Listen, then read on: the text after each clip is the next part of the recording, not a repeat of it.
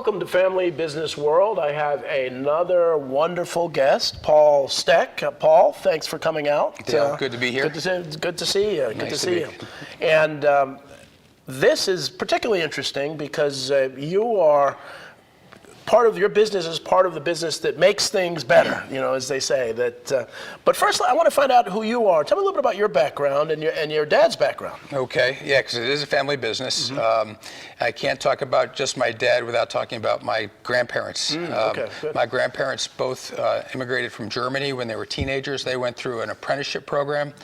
They chose not to go to college, and they chose to work with their hands. And when they left Germany, it was during the hyperinflation times, and they were looking for better opportunities. And they both came over here with nothing other than their education. Wow. And worked their way up, and eventually both started their own companies.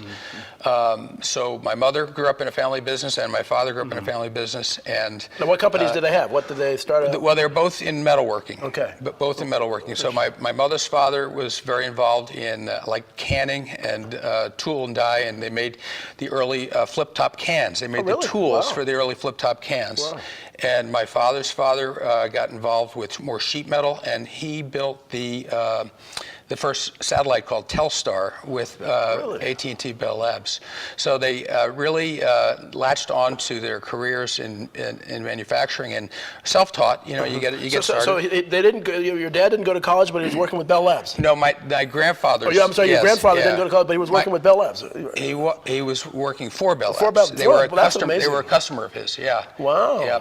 So then my dad did go to college. He got his mechanical engineering degree after flying jet planes in the Air Force. He enlisted during the Korean War, and so he was able to take the business from where it was and run with it, and he grew and had a couple other opportunities to buy other small manufacturing companies that complemented his. Right. One was for painting and one was for molding, which is the company that I purchased from the family business. So for the audience, because there's so many moving parts, so his business was the precursor to the current business. That's right. Right. Okay. Yes. And he bought it from the owner at the time. The business that I own now was purchased from the original founder of the business, the guy who started the company, the real entrepreneur. Wow. Wow. Yeah. Wow. Yep. And that was in the 70s? That was in 1971 when the company was started, and in 1983 my dad bought the company, and then in 1991.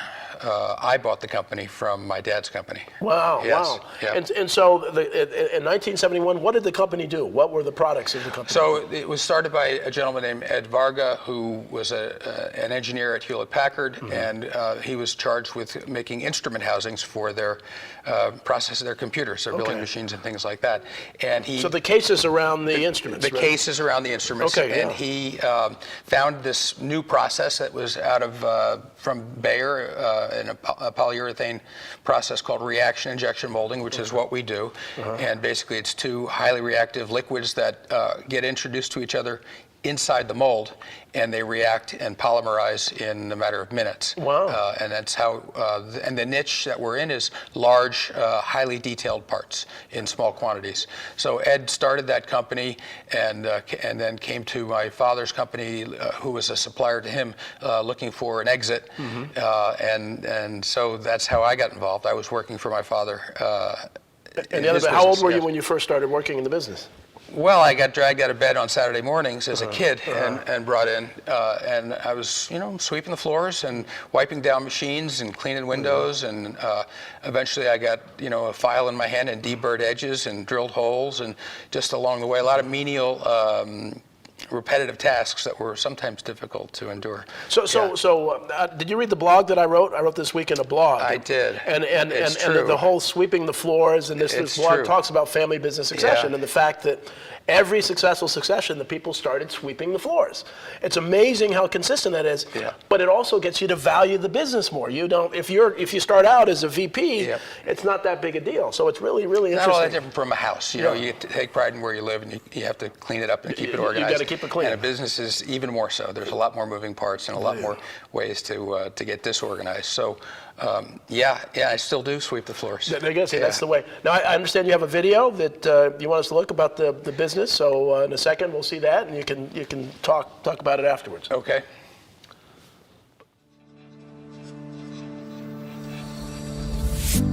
Exothermic Molding, a pioneer in the reaction injection molding industry, has been providing high-quality products and services to the medical, electronic, and lab instrument market for almost 50 years. Exothermic provides reaction injection molding services to medical device and laboratory instrument manufacturers. Those products tend to be large in size, highly designed, and have very high-quality finishes, and that is our specialty. The company has invested in a modern, state-of-the-art facility with computerized PLC machinery and other proprietary technological advancements. We offer reaction injection molding of large and complicated parts from concept all the way through to create.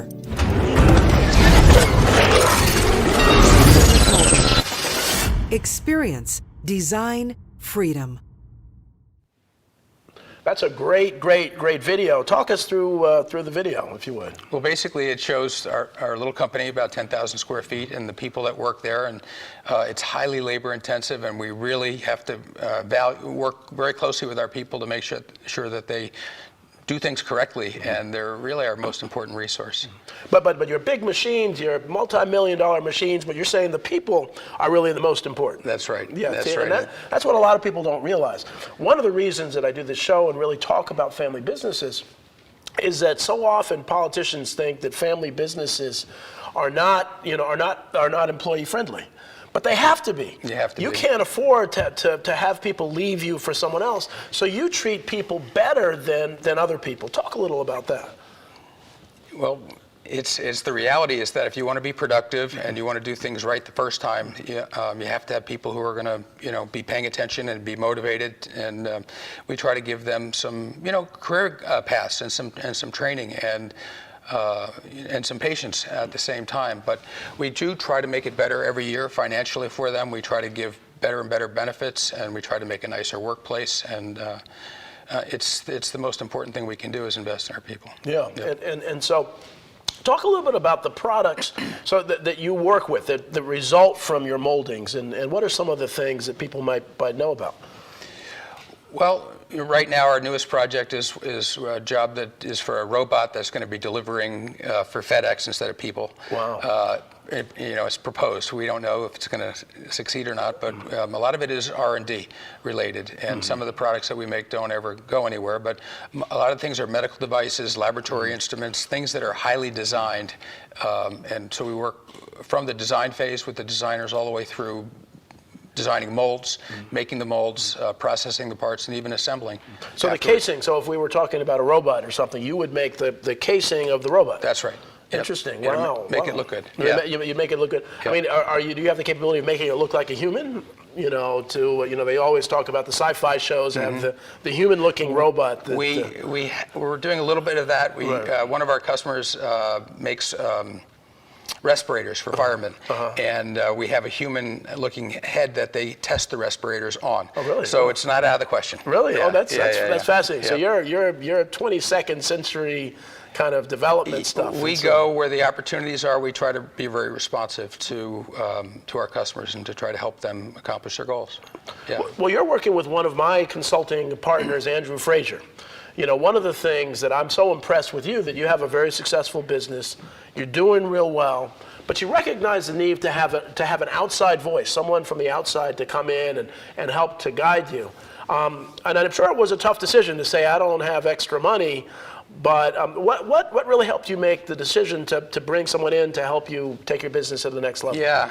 Well, business is a lot about surviving, and I survived getting the kids through college, and having survived that, life changes, and I looked at the business a little bit differently because at some point we're going to exit, and I wanted to make the company more valuable. Not that I'm planning on selling it, but I wanted to accelerate the progress that I was making, and I couldn't do it by myself, and I had to look for help. That's an important point. So many businesses don't think about the valuation. You don't have to want to sell a business to really pay attention to the valuation. And I see so many businesses, the only value is the CEO. Yep. Instead of really looking to build value along the way. So it's not about selling.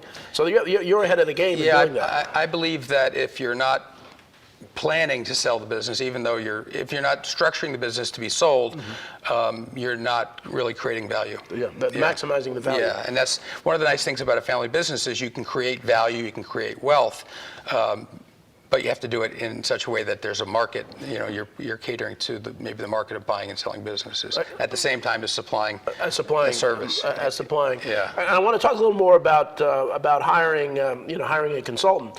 But your background now you started out sweeping floors. Where'd you go to college? I went to Cornell University. Wonderful, Cornell, great. I should have been a mechanical engineer, but I just did the undergraduate business route. BA economics or finance? Bachelor of Science. Science, okay. Yep. In economics and agricultural economics. Okay. In the ag school there. Oh, interesting. Yep. Okay. Yep, and I was an athlete also in college. Oh, what sport? I was a competitive springboard diver. Right, and, okay. And did that. And actually was this Greg Louganis' time? Yeah, he and I were up against each other a little bit. Did you? You compete against Greg Louganis, the gold medalist. Wow, that's pretty cool. Never beat him, but had my so you must have been pretty good to be in. What was I love, because these are people behind. What made him so special? Why was he so good? Yeah. What was unique about what he did? Just a brilliant athlete. Really, totally. Just a brilliant athlete. Just controlled the body and how he dived. Very strong. Comparison to like a dancer would be like Baryshnikov. Just out of reach for most people. Just had that. Okay, so you did that, and what did you do right after college? After college, I got my Series 7. I thought I wanted to be a Wall Streeter, and I was involved in financial services. I decided I didn't like that, and I was talking to my dad, and he said, well, why don't you give the family business a try? Because I'd been working all along the way part-time. Right. And he said, if you don't like it, at least you gave it a try. So I did go back to work, and it was a humbling experience because it wasn't doing financial things, and it was really doing physical things and working with my hands, and it did get a little bit boring, and there were some trying times, but it really took off for me when I had an opportunity to run a company that was not doing well, and I was able to actually change the direction of the company's finances, and that became very rewarding for me. So I started looking at business as more of a something that was sustainable, something that you could build, and for me it was a lot of managing at first, and now I'm looking at it a little bit differently. Interesting. And so your dad didn't put a lot of pressure on you. He did not. He did not. Yeah. Well, we're going to take a commercial break, and we'll come back after the break. Okay.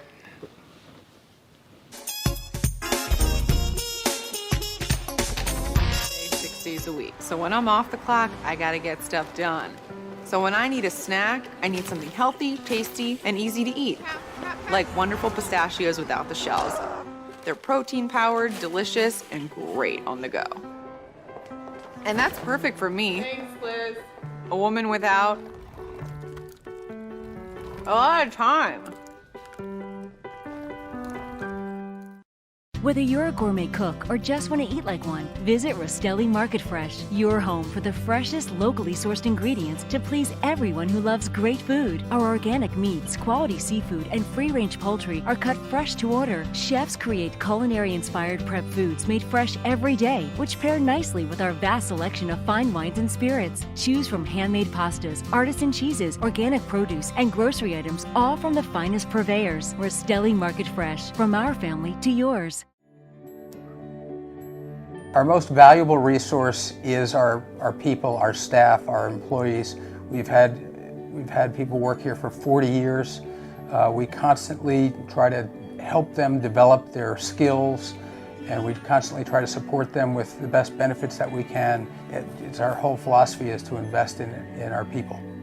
What I love about Exothermic in the 9 months I've worked here, they give me a chance to succeed. They're not only interested in improving the company, they're also interested in improving the individual successes.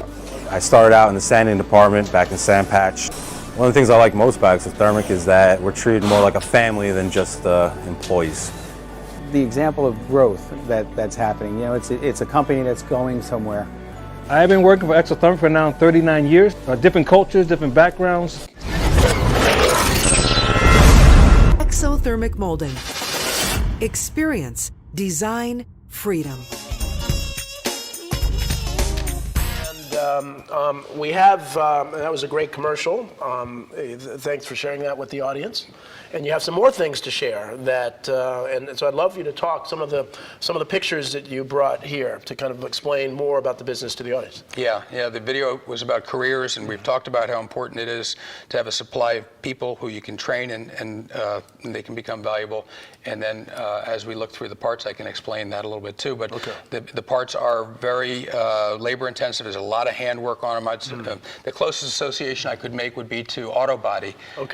And it's hard to scale auto body. It's so hands-on. Yeah. So these are parts for a company that does things for dermatology, and it was film-based, and they moved into the digital realm, and now they're making 3D images out of photographs for people for plastic surgery. And it's very interesting to be able to keep track of your customers and follow their technologies. Interesting. I wish I could invest in some of their technologies. That's state-of-the-art stuff. I mean, you're seeing the next gen of products that most people won't see. That's right. That's right. Do you have another? I think there's another picture. Okay, so we've been getting involved in new materials. There's a new material that we're just starting. We're first on in the country in our little niche, and the material got a Nobel Prize in chemistry. Wow! And it took us some doing to get the machinery in place to process the chemistry, because it's got unusual ratios of A to B. I don't want to get too technical, but it is a very, very tough, groundbreaking material, and it has some ballistic. And it's plastic. It's plastic. It's as hard as metal, almost as hard as metal. It's just really durable. It's really tough material. Really. So that's our new area. We think that the company that sells the material is called Materia, and their material is called Proxima, and we're trying to promote that with our new customers. And is it tough enough to stop a bullet? It is. Really? Yep. Wow. Yep. Wow. It's amazing what they're coming up. I mean, and as you see the development technology, anything's possible. It's a real challenge because technology and things are changing faster and faster, and you got to make decisions. And one of the things in our small business is that you have to invest a lot every year. You have to continually invest in equipment and technologies, and it's kind of funny to see how even the offices have changed from the big box monitors to multiple screens on each desktop and all that. But the technologies are changing, and we're constantly investing. And you have to. And I often say that if you're not moving forward, you're moving backwards in the business world. You've got to be innovative. And the reality is, small can be much more innovative than big. One of the things, and my audience has heard me talk about, there's such an allegiance to big companies that move very slowly. And that hurts society because we don't have the innovation. We need to start supporting the family and small businesses out there. And that goes back to hiring an advisor. I mean, I'm creative and I try to do things that are innovative, but that takes me away from running the business. And so I needed an advisor to help me to structure, levels within the business and reporting functions so I could keep track of the numbers and we could sort of make it more sustainable without me as I went into new directions, which is more interesting to me as we've gotten through different stages of the business. So hiring an advisor is very similar in concept to investing in technology. It's just investing in the business. And in this case, my advisor, Andrew Frazier, knows a lot more about certain things of business than I do, and he's been very helpful. And Andrew, as I said, I mean, we've worked with Andrew a lot, and he has a small business pro, and I'm going to talk to him on my next show. But one of the things, too, that I think is important is that every family business and small business should entertain consultants. You don't have to hire them. And you may not even be ready to hire them, but it's important for them to come in and give you some ideas on how they can add value to your practice. Too many are saying, I don't have any money, I'm not going to talk to anybody.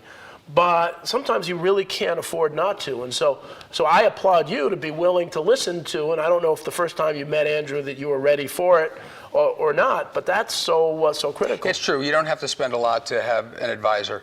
And there's organizations in manufacturing, there's organizations there to help support you. There's the NJMEP, there's a manufacturing extension partnership. There's a lot of things out there to help you. And I've always had people that I've looked to help guide me a little bit in one way or the other. And I've always reached out. You just can't do it by yourself. Can't do it by yourself. And so I'm always looking for help. Well, and then one of the things that what's near and dear to my heart is how family businesses give back to the community, how they work and do some things, and society doesn't know enough about what family businesses do. Talk about some of the ways that you're involved with the community. Well, there's exactly. So there's the NJ MEP, which is an organization that gives to the community back, and we try to give money to them because they give back to the community.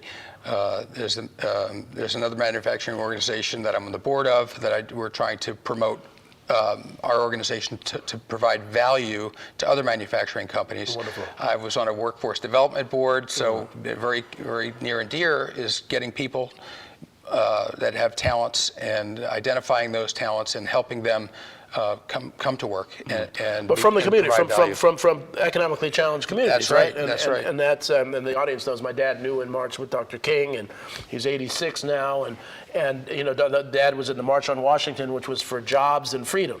And people don't realize that the movement was really more about jobs than anything else. We don't talk about that. Opportunities. And family Yeah. businesses provide opportunities for folks, whether they're out of the community, whether they're coming back from prison.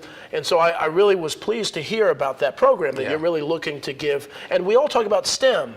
You know, it's great to talk about STEM theoretically, and you know, but to give jobs in technology is so important. Yeah, you look at, you know, opportunities can be opportunities for new business, but opportunities to find qualified people. Right. And sometimes those people don't come wrapped up and looking pretty. But they turn out to be very, very valuable to you. And just so we're always looking for opportunities to find people that we can hire and train. And we're trying to create career pathways for everybody. Well, one of the things that you know, I always say, if you give a smart businessman the choice of, well, I'll give you money and mediocre people, or no money and great people, they'll take the no money and great people, because it's about great people. And so, and I think I've mentioned before, I have a foundation, the Dale Caldwell Foundation, and our focus, we call it Jobs for Peace, is to do what we call trauma-informed job training. And the whole idea is so many people are dealing with what I call urban traumatic stress disorder, that there's stress from being in a poor urban community, but things like mindfulness help people focus.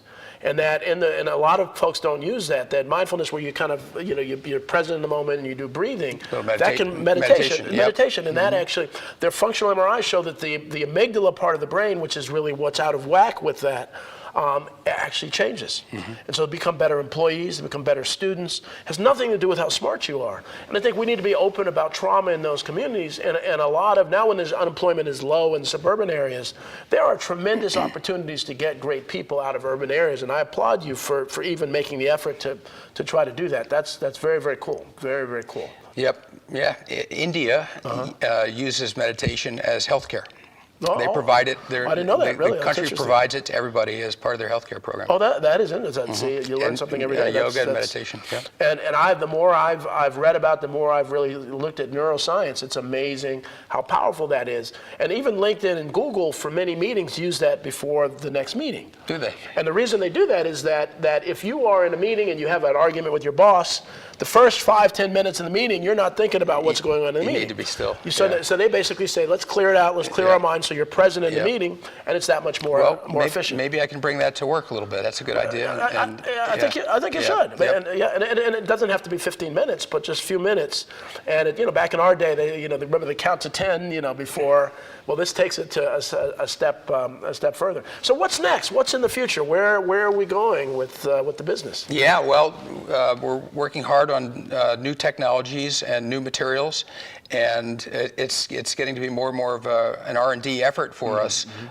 And we're looking at introducing a new material to the marketplace, and then changing the way things are done with processing this material, and then other potential products that would might have a market. Right. When you go from a company that just makes things for other people, you realize there might be some value in having your own product. Right. And so we're investigating products that might be valuable to us as a company and also to the marketplace both. And your clientele are around the world? Companies that are... We do. We've shipped parts into China. We've shipped parts to Germany. And then a lot of it's domestic. Right, right. And that's what a lot of people don't realize, is that so many of the businesses that are in, a place like New Jersey or New York, or are really, many of them don't even have many clients in the state. Many of their clients are around the country and around the world. Yeah, it's more and more of a global marketplace, and I'm interested in the possibility of setting up another business in other parts of the world, because we might have something to offer. Right, Yeah. right. Yeah. And you had talked about some other products related to domes and all that. I mean, it's just, you know. Yep. Plastic domes for many purposes, residences or things where you can grow your own food supplies, deployable shelters. There's a lot of opportunities in that, and the new material that we're working with, and old technology in terms of geodesics might be something that we can leverage. Wonderful. And one of the things, and I don't like to beat up politicians and others, but I really like to educate folks, is that so often, you know, some of the government policies are tone deaf to family businesses, tone deaf to small businesses, and you know, I've had a couple people on the show who have been paying 100% for healthcare costs, but then the government comes in and saying you're paying too much, you know, and so you know. Do you have time to do anything to kind of support the cause with government about regulations or other things? You're just focused on your business, right? I'm focused on my business. It would be nice if healthcare was less expensive, certainly, and you wonder about how big business influences government policy. But we have benefited from government programs. We've had low-cost loans, which helped us purchase our facility. And you know, the NJA MEP is a government-sponsored agency through the Small Business Administration. So we do benefit from some government programs also. So it's not all just paying taxes. Yeah, no, it's good, and there's some wonderful programs, and as I've said many times on the show, that you know, half of the gross domestic product in the U.S. are family businesses, and that really more than 60% of the jobs are family businesses. Yet so often we hear we're going through you know, all sorts of political elections every year. There's something, and we hear about big businesses and unions, and yet this part of the segment of the world is forgotten. And so we really need to support that. Now, some have said that providing subsidized health care to family businesses and small businesses is really a way to really have health care for everybody. So, well, Paul, I think we're at time. These things go really quick. I want to thank you so much for your time. Dale, it was a pleasure to join you here today. And it's an honor to have you, and good luck with your business. Thank you very much. Excellent. Take care. Bye-bye.